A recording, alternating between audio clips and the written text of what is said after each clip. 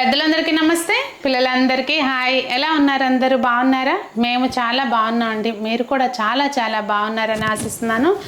ఈరోజు వీడియో ఏంటంటే థంబ్నెయిల్ చూసారు కదండి ఆల్రెడీ. పాల తాలికలు రెసిపీ అనమాట. మనకి పాల తాలికలు అనేవి స్పెషల్ అకేషన్ ఏముంటుంది చెప్పండి. వినాయక చవితి అనేసరికి ఖచ్చితంగా పాల తాలికలు చేస్తాం కదా. మా ఇంట్లో అయితే వినాయక చవితికే కాకుండా మా దేవు అడిగినప్పుడల్లా నేను చేస్తుంటాను అనమాట, వాడు వస్తే. సో ఈరోజు పాల తాలికలు చూస్తున్నాము.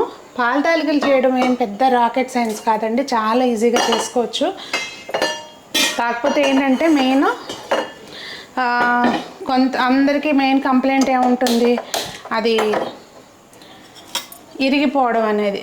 అసలు ఏం చిన్న చిన్న టిప్స్ తోటి మనం అది ఇరగకుండా చక్కగా చేసుకోవచ్చు అనేది చెప్తానండి. వీడియో స్కిప్ చేయకండి. మనం ప్రసాదాలు ఏవైనా కూడా ఆవు నెయ్యితోటి చేసుకుంటాం కదా. సో ఇది నేను జస్ట్ ఊరికే షూట్ పర్పసే కనుక మామూలుగా చేస్తున్నాను. అయితే ఇక్కడ డ్రై ఫ్రూట్స్ అనేది మన చాయిస్ అండి. ఇక్కడ యూజువల్గా మేము కిస్మిస్ అలాగే జీడిపప్పు మాత్రం తీసుకుంటాము. ఇప్పుడు కొబ్బరి ముక్కలు కూడా వేస్తున్నానండి. నాకైతే పర్సనల్గా కిస్మిస్ కూడా అంత ఇష్టం ఉండదు, కొబ్బరి ముక్కలు ఇష్టం.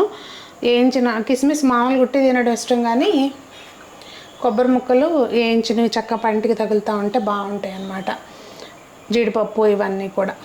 సో మీలో ఎంతమందికి కిస్మిస్ వేయించిన తర్వాత ఇష్టం ఉండదు అనేది కామెంట్లో చెప్పండి.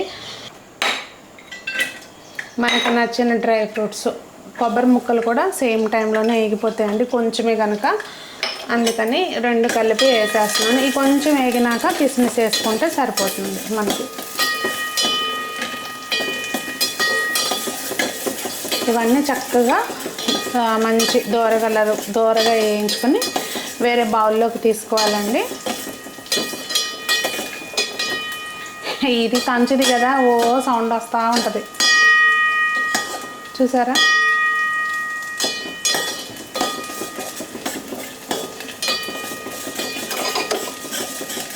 కొంచెం ఏంటంటే మనం వేయించుకునేటప్పుడు అండి సగం వేగంగానే ఇత్తడి వాటిల్లోనూ కంచు వాటిల్లోనూ గ్యాస్ ఆఫ్ చేసేసుకుంటే బెటరు, ఊరికే మాడిపోకుండా ఉంటాయి. కొంచెమే కనుక, లేదు లో ఫ్లేమ్లో ఉంటే పర్లేదండి. ఇది కొంచెం ఫ్లేమ్ ఇక్కడ ఎక్కువ వస్తుంది, అందుకని కొంచెం వేగంగానే గ్యాస్ ఆఫ్ చేస్తాను నేను. దీన్ని వేరే బౌల్లోకి తీసేసుకుందాము. నెక్స్ట్ మనము బెల్లం కానీ బెల్లం పొడి కానీ ఏదైనా పంచదార కానీ తీసుకోవచ్చు, కానీ పాల తాలికలకి బెల్లమే చాలా బాగుంటుందండి. ఇక్కడ నేను పొడి తీసుకున్నాను, కానీ ఇది కొంచెం మనకు ఒక పొంగు రానిచ్చేసి గ్యాస్ ఆఫ్ చేసేసుకుంటే సరిపోతుంది. నా దగ్గర ఉన్న బెల్లము అది కలర్ కొంచెం ఏంటో డిఫరెంట్గా వస్తుంది, సో వీడియోలోకి బాగుండదని చెప్పి నేను బెల్లం పొడి తీసుకున్నానండి. ఇప్పుడు జస్ట్ 1/2 లీటర్ పాలతో చేస్తాను నేను. ఇదేంటంటే ఒక పొంగు రానివ్వాలి.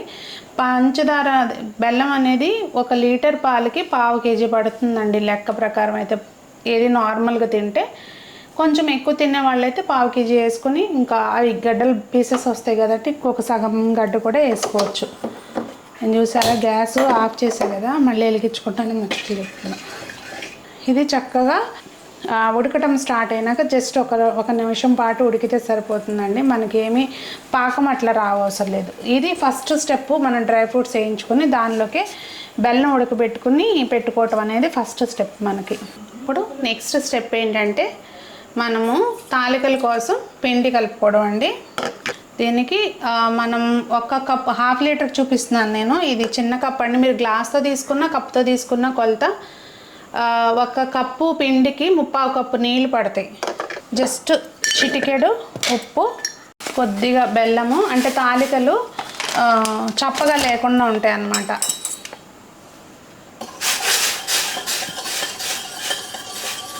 నీళ్ళు బాగా తెరల కాగాలండి, అంటే బాగా ఉడికేటప్పుడు అప్పుడు మనం పిండి వేసుకోవాలి. చూడండి నీళ్ళు మంచిగా ఉడుకుతున్నాయి కదా. మనం ఏ కప్పుతోటైతే వాటర్ తీసుకున్నాము అదే కప్పుతోటి కప్పు నిండా పిండి వేసేసుకుని గ్యాస్ ఆఫ్ చేసేసుకోవాలి. ఆఫ్ చేసుకుని చక్కగా ఇది మంచిగా కలిపేసుకోవాలి. చక్కగా సరిపోతుందండి. 1/4 కప్పు వాటర్కి కరెక్ట్గా సరిపోతుంది. ఒక్కోసారి ఏంటంటే మనం మార్కెట్లో నుంచి తెచ్చిన పిండికి ఎక్కువ వాటర్ పట్టొచ్చు. పక్కన వేడి నీళ్ళు పెట్టుకుంటే చూసుకుని అవసరమైతే కనుక కలుపుకోవచ్చు. చన్నీళ్ళతో కలపొద్దండి. పక్కన వేడి నీళ్ళు పెట్టుకుంటే అవసరమైతే మళ్ళీ కలుపుకోవచ్చు.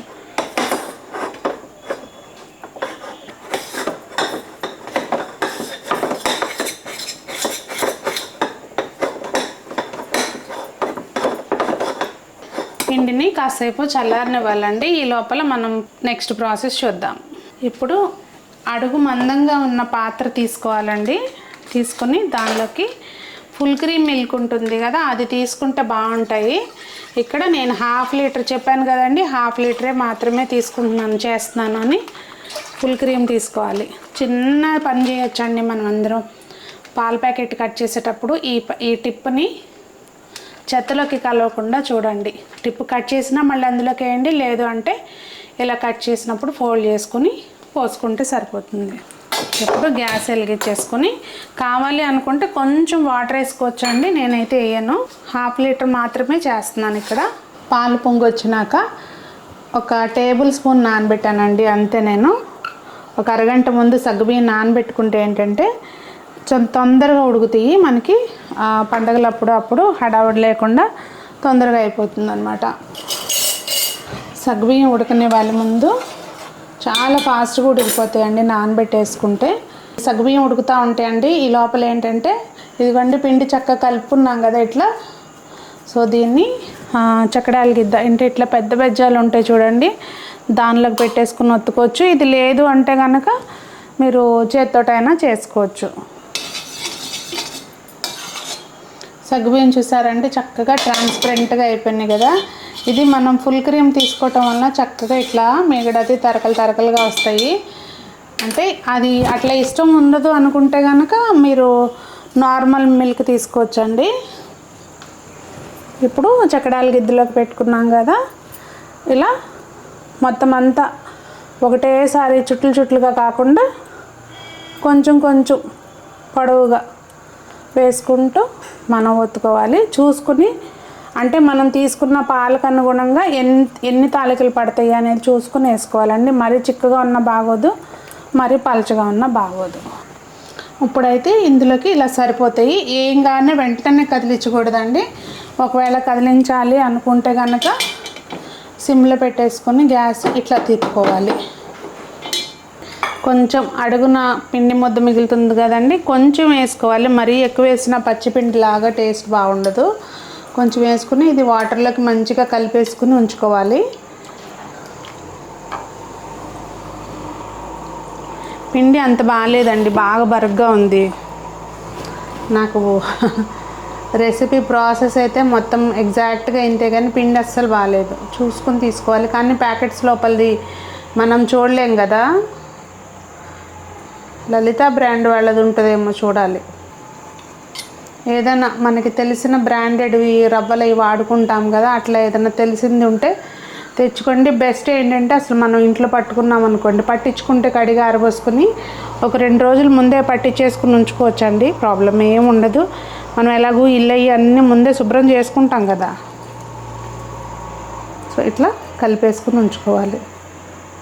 ఫ్రంట్ గ్యాస్ యాక్చువల్గా ఫ్లేమ్ ఎక్కువ వస్తుంది, అందుకని వెనక పెట్టాను. కొంచెం ఒకసారి మనము కదిలించుకోవాలన్నా కూడా గరిటె పెట్టి తిప్పకుండా చక్కగా ఇట్లా మంచిగా కలుపుకోవాలి. 2 చేతులతో క్లాత్తో పట్టుకునైనా అలా. తాలికలు చూసారా అసలు ఒక్కటి కూడా ఎరగలేదు. మనం ఏం కానీ కదపకూడదండి. రెండోది సగం వేసినాక ఉడకబట్టినాక అప్పుడు మళ్ళీ వేసుకోవాలి. ఈ కొంచెం ఉడికింది అనుకున్నప్పుడు మనము పూర్తిగా ఉడకవసరం కలిపెట్టుకున్నాం కదా వాటరు, ఈ వాటర్ అంతటిని వేసుకోవాలి. మరీ చిక్కగా ఉంది అనుకుంటే కనుక కొంచెం వాటర్ వేసుకోవచ్చు. అడుగు పట్టకుండా చక్కగా కదుపుకుంటూ సిమ్లో పెట్టుకుని ఉడికించుకోవాలండి. పూర్తిగా లో ఫ్లేమ్లో పెట్టుకుని ఉడికించుకోవాలి. చూసారు కదా బెల్లం పాకం చక్కగా ఆరిపోయింది. ఇది వేడిగా ఉన్నా పర్లేదు, కానీ బెల్లం పాకం ఆరిపోయిన తర్వాత చక్కగా పాకం పూర్తిగా ఆరిపోయి ఉండాలి. అప్పుడు మనం వేసుకుంటే అస్సలు ఎరగటం అనే సమస్య ఉండదు. ఇంకా వేసినాక బెల్లం వేసినాక అనుకోండి, మనం ముందుగా వేయించి పెట్టుకున్నాం కదా మన డ్రై ఫ్రూట్స్, అవి వేసేసుకుని కొద్దిగా యాలకుల పొడి వేసేసుకుని చక్కగా ఆరినాక ప్రసాదం సర్వ్ చేసుకోవడమేనండి. నిజానికి చెప్పాను కదా బియ్యపిండి అంత బాగాలేదండి అని. పాల తాలికలు అసలు అంతా చక్కగా ఇరగకుండా వచ్చింది, కానీ పిండి మనం ఏదైతే వేసామో అది